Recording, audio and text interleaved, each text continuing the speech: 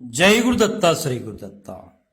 మధ్యాకాశంలో సూర్యుడు ఒకంత విరామానికి వెళ్ళినట్లుగా అనిపించింది ఆ భవంతిని చూస్తే. ఆ భవంతి మరెవరిదో కాదు, అది సాక్షాత్తు శ్రీకృష్ణ పరమాత్మ నెలకొని ఉన్నటువంటి భవంతి. ప్రాతకాల విధులను పూర్తి చేసుకుని విశ్రాంతిగా ఉన్నది ద్వారక. మధ్యాహ్న వేదికలోని ధూపం ఎక్కడో ఆకాశంలోనికి వ్యాపిస్తున్నది. వీటి మధ్యలో నుంచి ద్వారకను పరామర్శిస్తున్నట్లుగా సూర్యుని తేజోకిరణాలు శ్రీకృష్ణ పరమాత్మ భవంతిపై ప్రతిబింబిస్తున్నాయి. భోజనానంతరం కళ్ళు మూసుకుని శయ్యపైనున్న కృష్ణుడు ముఖద్వారం వద్ద అలికిడి కాగానే తెరిచి తెరవనటువంటి కళ్ళతో ఒక్కమారు కళ్ళు తెరిచి చూశారు శ్రీకృష్ణ పరమాత్మ. ద్వారపాలకుడు ఏదో సందేశం తీసుకొస్తున్నట్లుగా అనిపించింది. ఈ మధ్యాహ్న వేళలో ద్వారపాలకుడు రావడం సహజంగా అనిపించలేదు శ్రీకృష్ణ పరమాత్మకు. శ్రీకృష్ణుడు అతని ముఖం చూశాడు, ద్వారపాలకుని ముఖాన్ని. ఏదో సమస్య. అతని ముఖంపై చెమటలు, ద్వారపాలకుని ముఖంపై చెమటలు ప్రస్ఫుటంగా శ్రీకృష్ణ పరమాత్మకి కనిపిస్తున్నాయి. ఆ ద్వారపాలకుడు శ్రీకృష్ణుడి దగ్గరికి వచ్చి, శ్రీకృష్ణుల వారికి జయము, ద్వారపాలకుడు తల వంచుకుని అన్నాడు.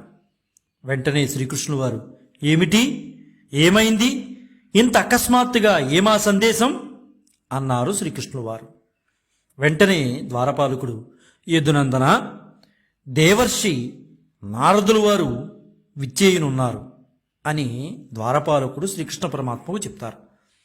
వెంటనే శ్రీకృష్ణుడు, ఏమిటి, దేవర్షి నారదుల వారా? అరే, వారిని సకర మర్యాదలతో అతిథి గృహంలోనికి తీసుకురా, నేను అక్కడ వారి కోసం వేచి ఉంటాను అని శ్రీకృష్ణ పరమాత్మ ద్వారపాలకుడికి చెప్తారు. శ్రీకృష్ణుడు అతిథి గృహానికి చేరుకునేసరికి నారదుల వారు మెట్లెక్కుతూ ఉంటారు. ఆయన పాదుకలు చలువురాతి మెట్లపైన అలౌకికమైన మౌన శబ్దం చేస్తున్నాయి. ఆ సవ్వడి నాదమవ్వగా దానికి మాటలు కూర్చినట్లుగా నారాయణ నారాయణ నారాయణ అన్న నారదుని స్వరం వినిపిస్తోంది. వెంటనే శ్రీకృష్ణ పరమాత్మ, విచ్చేయండి మహానుభావ అంటూ శ్రీకృష్ణ పరమాత్మ నారదుల వారి దగ్గరికి వెళ్ళి శిరస్సు వంచి చరణాలను తాకారు. నేడు మీ రాకతో యాదవ వంశము, ద్వారకా కూడా ధన్యులయ్యాము స్వామి అని శ్రీకృష్ణ పరమాత్మ నారదులతో అంటారు. వెంటనే నారదుడు, కళ్యాణమస్తు శ్రీకృష్ణ, యాదవులంతా క్షేమమే కదా? దేవకీ వసుదేవులు, ఉగ్రసేనులు వారు అందరూ క్షేమమే కదా అని శ్రీకృష్ణ పరమాత్మని నారదుల వారు అడుగుతారు. వెంటనే శ్రీకృష్ణ పరమాత్మ, తమరి ఆశీస్సుల వల్ల యాదవులందరూ కూడా క్షేమంగానే ఉన్నారు నారద మహర్షి అని అన్నారు. వెంటనే దగ్గర నిలుచున్నటువంటి రుక్మిణీ దేవితో ఒక్కసారి ఆమె వంక శ్రీకృష్ణ పరమాత్మ చూస్తారు. చూడంగానే రుక్మిణీమాత జలపాత్రను తీసుకుని దేవర్షి పాదాలను శ్రీకృష్ణ పరమాత్మకి ఇస్తారు. శ్రీకృష్ణ పరమాత్మ దేవర్షి పాదాలను కడుగుతారు. గది మధ్యలో కృష్ణాజనం ఏర్పాటు చేసి ఆ పీఠం మీద నారద మహర్షిని ఆశీలనవమని కోరతారు. వెంటనే నారద మహర్షి ఆ కృష్ణాజనం మీద కూర్చుంటారు. కృష్ణులు వారు ఎదురుకుండా క్రింద నేల మీద, నారద మహర్షికి క్రింద ఉన్నటువంటి నేల మీద కూర్చుంటారు. నారదుల వారి రాక ఊహించినది. నారద మహర్షి నిజానికి త్రిలోక సంచారి కదా, వారి రాకకు నిర్ణీతమైన గడియలేంటూ ఏమీ ఉండవు. అందుకే ఈరోజు కూడా ఇలా రావటం జరిగింది. కానీ శ్రీకృష్ణునికి ఏమీ ఆశ్చర్యం కలగలేదు నిజానికి. ఎందువల్లంటే ఆయన త్రిలోక సంచారి. నారద మహర్షి ఎప్పుడైనా ఎక్కడికైనా వెళుతూనే ఉంటారు. దేవర్షిని సత్కరించిన పిదప శ్రీకృష్ణుడు వారు వెంటనే నారద మహర్షితో అంటారు, మహర్షి, మీ రాకకి కారణం మేము తెలుసుకోవచ్చా అని అడుగుతారు. అయ్యో, ఖచ్చితంగా కేవలం కృష్ణ పరమాత్మను దర్శించుకోవడం కోసం వచ్చానయ్యా అన్నారు నారద మహర్షి. మహాయుద్ధం తర్వాత శ్రీకృష్ణ పరమాత్మ ద్వారక వదలకూడదని నిర్ణయించుకున్నారా ఏమిటి? ఇక్కడే ఉండిపోయారు మీరు ద్వారకలోనే.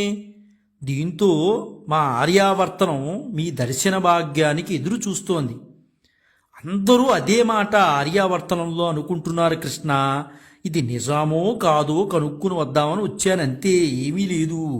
నువ్వు ద్వారకను వదలపెట్టట్లా. మహాయుద్ధం అయిపోవడం ఏంటి, ద్వారకలోకి వచ్చేసావు నువ్వు.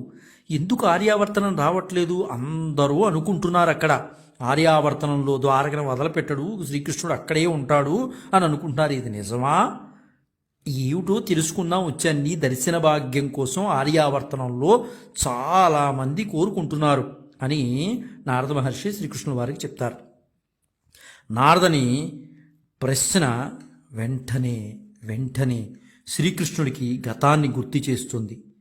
గతాన్ని ఒక్కసారి గతంలోకి ఆ మాట అనగానే, ఆర్యావర్తనం గురించి మాట్లాడంగానే శ్రీకృష్ణుడికి గతం విషయాలను ఎలా మనసులో వెళ్తూ ఉంటాయి.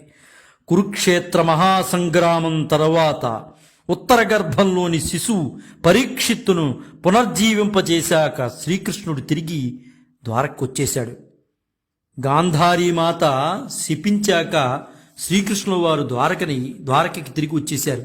జరిగిన వృత్తాంతమంతా ఒక దృశ్యంలాగా నారద మహర్షి ఒక్క మాటతో శ్రీకృష్ణుల వారికి ఒక దృశ్యంలాగా మనస్సులో మెదులుతోంది. అది ఒక్కసారిగా ఆయన వెనక్కి వెళ్ళారు. మహాయుద్ధం ముగిసింది. పాండవులు విజయం సాధించారు. భీముడు దుర్యోధన్ని ధర్మయుద్ధానికి వ్యతిరేకంగా వధించి పాండవుల విజయానికి తన చివరి ముద్ర వేశాడు. ఇక ఆ సమాచారం ధృతరాష్ట్ర మహారాజు గాంధారి మాతలకు అందించాలి. ఇది చాలా చాలా చాలా కష్టమైన పని. ఈ పని చేయడానికి యుధిష్ఠిరుడే జంకుతున్నాడు. ఎంతో మనోవ్యధతో కూడుకున్న ఈ వినాశనానికి కృష్ణుడు కూడా సాక్షే. మహాయుద్ధపు గడియలు సమీపించక మునిపే, ఆర్యులంతా పరస్పర వినాశానికి నాంది పలుకోక మునిపే తానెంత ప్రయత్నం చేశాడు ఆపడానికి. తాను చెయ్యని ప్రయత్నం ఏమైనా ఉందా? ద్రుపద పురోహితుడు, ధృతరాష్ట్రుని మంత్రి సంజయుడు చేసిన పనే తాను దూతగా వెళ్లి చేశాడు శ్రీకృష్ణ పరమాత్మ. దూతగా వెళ్లిన శ్రీకృష్ణుడు ఏ ఔన్నత్యాన్ని ఆలోచించలేదు. మహాయుద్ధం ఆగితే ఇంద్రప్రస్థం పూర్తిగా వదిలి కేవలం 5 గ్రామాలిస్తే చాలు పాండవులు తృప్తి పడతారని శ్రీకృష్ణుడే కదా చెప్పాడు. అంతేకాదు, తన ప్రియ సోదరి ద్రౌపది ప్రతీకారంతో మండుతున్న గుండెను శత్రువుల రక్తంతో ఆర్పుతానన్న తన ఓదార్పు మాట కూడా ఆ క్షణంలో శ్రీకృష్ణుల వారు పక్కనకు పెట్టారు. ఆమెను అగౌరవపరిచిన వారి రక్తంతో భూమి తడుస్తుందని, వారి స్త్రీలు తప్పక రోధిస్తారని శ్రీకృష్ణుడు ఆమెకు మాట ఇచ్చాడు ఆనాడు. ద్రౌపదికి కృష్ణుని పట్ల ఎంతో విశ్వాసము, ఎంతో భక్తి. అయినప్పటికీ ఆమె విశ్వాసాన్ని పక్కకు పెట్టి శాంతిని స్థాపించడం కోసం శ్రీకృష్ణుడు ఎంతో ప్రయత్నం చేశాడు. కౌరవ పక్షంలో దుర్యోధనుడు ఈ మహాయుద్ధంలో కర్ణుని శక్తి సామర్థ్యాలపై పూర్తి విశ్వాసంతో విజయాన్ని ఆకాంక్షిస్తున్నాడు. భీష్మ ద్రోణుల వంటి సామర్థ్యం కలిగిన వీరులు కౌరవ పక్షాన ఉన్నప్పటికీ వారి ప్రేమ ఆశీస్సులు పాండవుల పట్లేనని కృష్ణునికి తెలుసు. ఈ విషయం దుర్యోధనుడికి కూడా తెలుసు. అందుకే పూర్తి వైరాగ్నితో యుద్ధం చేయగలిగితే ప్రచండ యుద్ధ కర్ణుడొక్కడేనని తెలుసు. అయితే కర్ణుని కనుక కౌరవపక్షం నుంచి తప్పిస్తే దుర్యోధన్ని యుద్ధకాంక్షే నిజానికి చల్లారిపోయేది. ఈ విషయమే శ్రీకృష్ణుడు కర్ణునికి వివరించాడు కూడా. నువ్వు గనక తప్పుకుంటే ఈ యుద్ధం జరగదు. అది కూడా ఎలా విడమర్చి చెప్పాడంటే, తాను కృష్ణున్నన్న విషయం మర్చిపోయాడు. పరమాత్మే తాను భగవంతుడన్న విషయం మర్చిపోయి కర్ణుడికి చెప్పాడు, కర్ణ, నువ్వు తప్పుకుంటే ఈ యుద్ధం జరగదు. దుర్యోధనుడు చల్లబడిపోతాడు. నిన్ను చూసుకునే అతను రెచ్చిపోతున్నాడు. కర్ణ, నీవు సూతపుత్రునివి కావు, కుంతీపుత్రునివి. పంచపాండవులకు జ్యేష్ఠ సోదరుడివి. నీవు పాండవుల పక్షానుంటే పంచపాండవులతో నువ్వు సమాన హక్కుని పొందుతావు. తాని మాటలన్నీ ఎంతో ప్రయాసతో ఉచ్చరించినవి. తన మాటలు కర్ణుడు అంగీకరిస్తే తాను ఒక విధంగా ద్రౌపదికి దోహం చేసిన వాడే అవుతాడు. దీని అర్థం. కానీ కృష్ణునికెన్నడూ వ్యక్తి శ్రేయస్సు కాదు, సమిష్టి శ్రేయస్సే ముఖ్యం. ఒక్క ద్రౌపది ఏమిటి, అనేక మంది కృష్ణుడు కష్టపడినప్పటికీ విశ్వశ్రేయస్సే ముఖ్యం శ్రీకృష్ణుడికి. దాని ముందు అన్నీ వెనక్కి పెట్టాల్సిందే.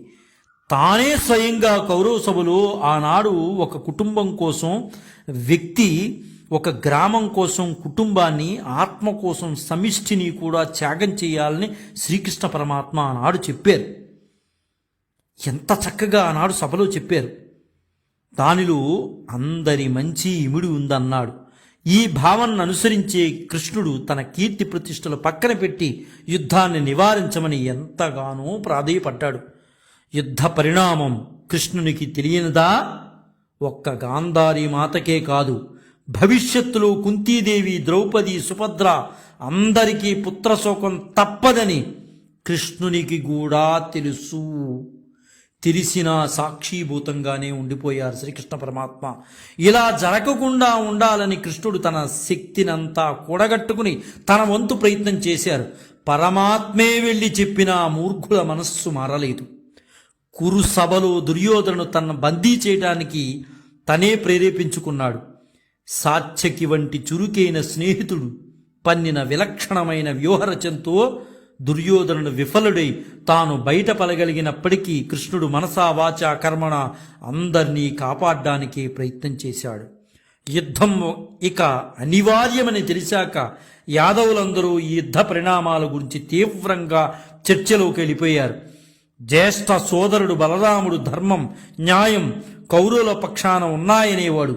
వారి తర్కం కొంతమంది యాదవ పెద్దలకు యథార్థంగా కూడా అనిపించేది. యాదవ కులంలోని ఇద్దరి కన్యలు కౌరవ పాండవ కుటుంబాల్లో వివాహం చేసుకున్నారు. పాండుపుత్రుడు అర్జునుడు యాదవులకు అల్లుడుగా కాగా, అదేవిధంగా దుర్యోధనుడు పుత్రుడు లక్ష్మణుడు బలరామునికి అల్లుడయ్యాడు. కనుక ఈ యుద్ధంలో యాదవులకు కౌరవ పాండవులు ఇద్దరూ సమానమే. కృతవర్మ, భూరిశ్రవుడు లాంటి యాదవ వీరులు బలరాముని పక్షంలో ఉన్నారు. కృష్ణుడు ఈ విలక్షణమైన దృశ్యాన్ని ముందే తిలకించాడు. యుద్ధంలో మొదటి దశలో ఒక రక్తపు బొట్టు చిందకుండా యాదవ కులం ఒక్కటిగా ఉండవచ్చు అనేది ఆయన ఉద్దేశం. అయినా జీవిత పర్యంతం ధర్మాన్ని రక్షించడానికి అంకితమయ్యాడు శ్రీకృష్ణ పరమాత్మ. పాండవుల ధర్మ నిబద్ధత ఎప్పుడూ ఎక్కువే. కానీ తాను పాండవుల పక్షానుండి అస్త్రాలు ధరిస్తే బలరాముడు కౌరవుల పక్షాన ఉంటాడు. అప్పుడు శంతన మహారాజు వంశజులు పరస్పరం రక్తపాతాన్ని కొడిగట్టుకుంటే మరొకవైపు వృష్ణివంశాల స్థితి కూడా అలాగే అవుతుంది. ఇది ముందుగానే ఊహించాడు శ్రీకృష్ణ పరమాత్మ. ఇటువంటివి జరగకుండా ఆపడానికి శ్రీకృష్ణుడు దూతగా వ్యవహరించడమే కాదు, మరొక విశిష్టమైన కార్యమే నిర్వహించాడు. అందుకే కృష్ణుడు ఎలాగైనా సరే యాదవులు శత్రుపక్షంలో ఉండి ముఖాముఖి యుద్ధం చేయకూడదనే నిర్ణయానికి వచ్చాడు. యుద్ధానికి పూర్వం సంధ్యావేళలు క్షత్రియ ధర్మాన్ని అనుసరించి సహాయాన్ని అర్థించి వచ్చిన బంధువులు ఇరువురిని, దుర్యోధనుని, అర్జునుని యథోచితంగా సత్కరించి శ్రీకృష్ణుడు తన ప్రతిపాదనను వెల్లడించాడు. తమరిద్దరూ నాకు ముఖ్యులే, ఇద్దరూ యాదవ వంశానికి బంధువులే, కనుక మీకు సహాయం చేయడం యాదవుల ధర్మం. యాదవులంటే ధర్మానికి ప్రతినిధులు. ఖచ్చితంగా ధర్మం ఎటుండో అటువైపు నిలబడతారు యాదవులు. నేను దీన్ని అంగీకరిస్తున్నాను. కానీ కానీ కానీ ఏమిటి కృష్ణ అని అర్జునుడు అన్నాడు. దుర్యోధనుడు ఏకకంఠంతో కూడా అన్నాడు, ఏంటి కానీ అంటావు కృష్ణ అన్నాడు. యుద్ధాన్ని ఆపడానికి నేను యథాశక్తిగా ప్రయత్నం చేశాను. ఈ యుద్ధానికి నేను వ్యతిరేకిని. నాకు యుద్ధం జరగటం నిజానికి ఇష్టం లేదు అన్నాడు శ్రీకృష్ణ పరమాత్మ ఇద్దరి మొహం మీద. కనుక ఈ యుద్ధంలో ఎటువంటి అస్త్రశస్త్రాలు ధరించనను ప్రతిజ్ఞ చేశాడు. అంటే దీనికి మూలం శ్రీకృష్ణ పరమాత్మ అస్త్రాలు పడితే అక్కడ బలరాముడు అస్త్రాలు పట్టుకుంటాడు. దానివల్ల మొత్తం వంశక్షీణం అవుతుందని అర్థమయ్యి వెంటనే నేను అస్త్రశస్త్రాలను ధరించను శ్రీకృష్ణ పరమాత్మ చెప్పేశారు. అదేవిడి కృష్ణ అలా అంటారు. ఈ మారు అర్జునుడు ఒక్కడే మాట్లాడాడు. ఏమిటి కృష్ణ, మీరు శస్త్రాలు అస్త్రాలు పట్టుకోరా ఏమిటి? అదేమీ వినిపించుకోలేదు కృష్ణుడు తన మాటను కొనసాగిస్తూ అన్నాడు. అంటే యాదవుల శక్తి రెండుగా విభజితమవుతుంది. యాదవ సైన్యం యావత్తు అస్త్రశస్త్రాలతో ఓ పక్షాన ఉంటుంది. విపక్షంతో శస్త్రరహితంగా నేనొక్కడిని ఉంటాను. నేను దూతగా సూతునిగా మరే పనైనా చేస్తాను. నేను ఉన్న పక్షాన మాత్రం నేను అస్త్రం పట్టి హింస చెయ్యను. చివరిగా ఇది నా నిర్ణయం, మీరిద్దరూ నిర్ణయించుకోవాలిక. ఈ ఇద్దరి నిర్ణయంలో నా మాట ఒక్కటే. ఎందువల్లంటే అర్జునుడు చిన్నవాడిని చేసి ఏదో మభ్యపెట్టాననే మాట కాకుండా, కాబట్టి మొదటి నిర్ణయాధికారం చిన్నవాడికి ఇద్దాం అని, ఇది న్యాయం కూడా అని ముగించాడు. ఆ విధంగా అర్జునుడు శస్త్రరహితుడైన శ్రీకృష్ణుని ఎన్నుకోగా యుద్ధంలో 18 దినాలు అర్జునునికి సారథిగా పనిచేశాడు. ఆనాడు అర్జునుని నిర్ణయాన్ని విన్న దుర్యోధనుడు నిజంగా అర్జునుడిని అసలు ఏమీ తెలియనివాడిగా అనుకున్నాడు. చాలా సంతోషించాడు. యాదవ వీరులతో తన సైన్య బలం మరింత శక్తిని పుంజుకుంటుందని దుర్యోధనుడు అనుకున్నాడే గాని ప్రత్యక్షంగా ఉన్న పరమాత్మ శక్తిని గ్రహించలేకపోయాడు. నేటి రోజుల్లో కూడా అంతే. ప్రత్యక్షంగా మనకు పరమాత్మ కనిపించినా అర్థం చేసుకోలేని పరిస్థితుల్లో ఉన్నాం. ఆనాడే కాదు, ఈనాడు కూడా అంతే. అప్పుడు దుర్యోధనుడు ఎదురుకుండా ఉన్నాడే ప్రత్యక్ష భగవానుణ్ణి అర్థం చేసుకోలేకపోయాడు. శ్రీకృష్ణుని ఊహ సరిగానే ఉంది. సాత్యకి ఒక్కడు కృష్ణుని వెంట ఉన్నాడు. సాత్యకి అర్జునుని శిష్యుడు. అందుకే అతను పాండవుల పక్షాన ఉండటానికి అంగీకరించాడు. ఈ విధంగా ఎటువంటి వివాదం లేకుండా అన్నీ ముందుకు సాగాయి. అంతేకాదు, ఆ ప్రకారమే పాండవ పక్షాన ఉన్న కృష్ణుడు యుద్ధంలో ఏ అస్త్రమూ చేపట్టలేదు. దీనివల్ల యాదవులు పరస్పరం సంహరించుకునే స్థితి రాలేదు. ఇక బలరాముడు కృష్ణుడు పాండవుల పక్షాన, యాదవ సైన్యం యావత్తు కౌరవుల పక్షాన ఉండటం చూసి తాను యుద్ధానికి దూరంగా ఉండవలసిందని తీర్థయాత్రకు వెళ్ళడం ఉచితంగా భావించాడు. ఎవరు? బలరాముడు. అయినా చివరికి యుద్ధానంతరం దుర్యోధనుని తండ్రి ధృతరాష్ట్రుడు, తల్లి గాంధారి ముందుకు వెళ్ళినప్పుడు ఏం జరిగింది?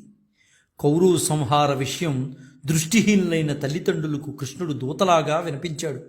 18 రోజుల వరకు సూతునిలాగా విధి నిర్వర్తించిన కృష్ణుడు చివరి రోజున కర్తవ్యం కూడా నిర్వహించవలసి వచ్చింది.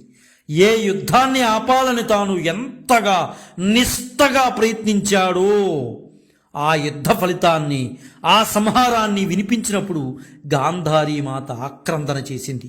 వాసుదేవా, వాసుదేవా, యుద్ధం క్షత్రియులకు కొత్తేమీ కాదు.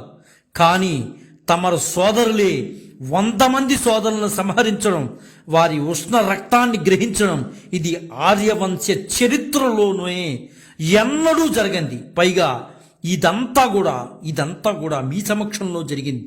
ఇంతటి అధర్మాన్ని మీరు ఎందుకు సమర్థించారు? ఎందుకు మీరు కారకులయ్యారు?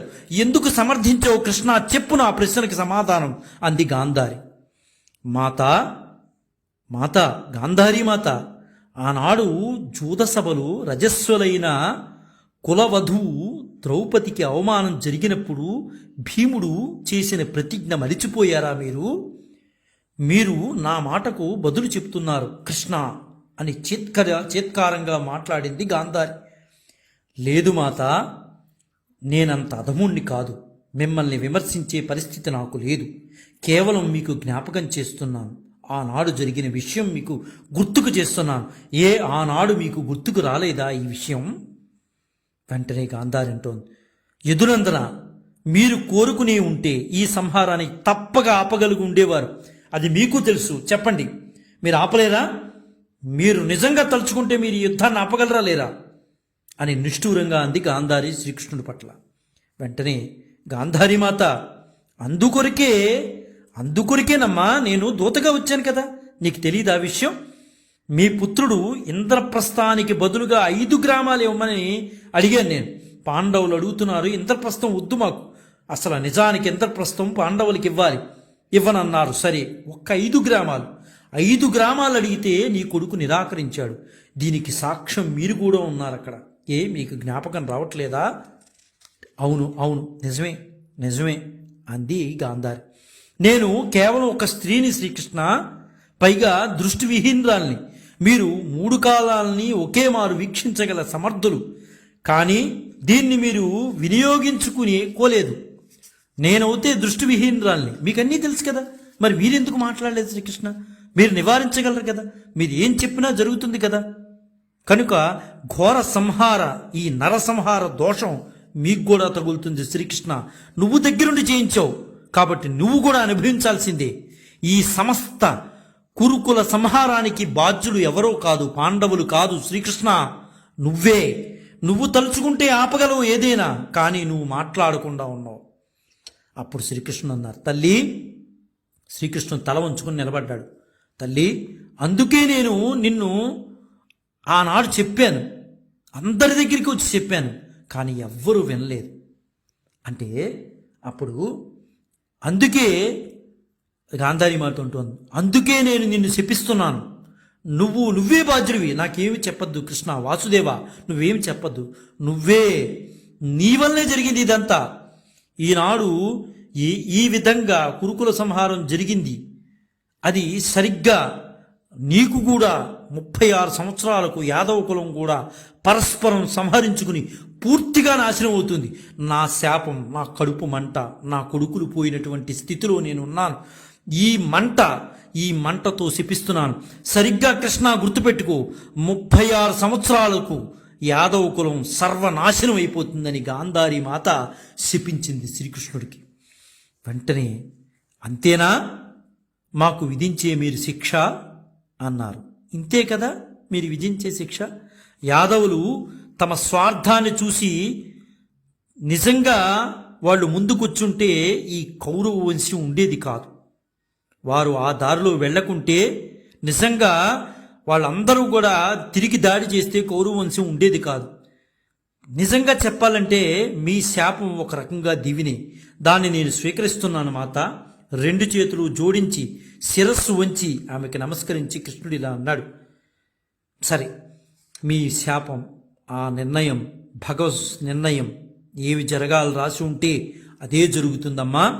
మీరు మనోవ్యధతో శపించారు, ఆ శాపం మీరు అనుకున్నట్లుగానే జరుగుతుంది అని నమస్కరించాడు. ఆ 36 సంవత్సరాలు ఇప్పుడు పూర్తి కానున్నాయి. ఆ సమయంలో నారద మహర్షి శ్రీకృష్ణ భవంతికి వచ్చారు.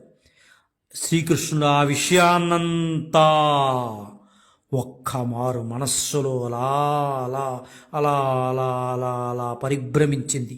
అలా ఆలోచన నిమగ్నుడయ్యాడు. గాంధారీ మాత శపించిన రోజున నేనా శాపాన్ని ఎంతో సహజ భావంతో స్వీకరించాను. కానీ వాస్తవానికి నా దోషం ఏమీ లేదు. మరి ఏ దోషాన్ని నేను చేయలేదు. నేనా అనుభవించాలి, నా వంశమా అనుభవించాలి. యుద్ధాన్ని నివారించడానికి నేను వెళితే వాళ్ళు యుద్ధం కోరుకున్నారు. వాళ్ళు యుద్ధం కోరుకుని ఆ తల్లి పుత్రశోకంతో నన్ను శపించింది, మా వంశాన్ని శపించింది. 36 సంవత్సరాలకి యాదవ కులం సర్వనాశనం అవుతుందని. దానికి బాధ్యులం మేమా? ఒక మానవునిగా పూర్తి బాధ్యతతో నా కర్తవ్యాన్ని నిర్వహించాను. మరి ఇలా ఎందుకు జరిగింది అని అలా అలా అలా మనసులో అనుకుంటున్నాడు. అలా అనుకుంటూ గాంధారీ మాత సమస్త నన్ను ఎదుకులాన్ని శపించేసింది. ఇది ధర్మమేనా? ఇది న్యాయమేనా అని తనలో తను మాట్లాడుకుంటున్నాడు. వెంటనే నారద మహర్షి, కృష్ణ ఏమైంది నీకు అని ఒక్కసారి మళ్ళీ యథాస్థానంలోకి కృష్ణుడు వచ్చాడు. యుద్ధానంతరం శపించబడ్డ కృష్ణుడు ద్వారక్కి తిరిగి వచ్చేశాడు.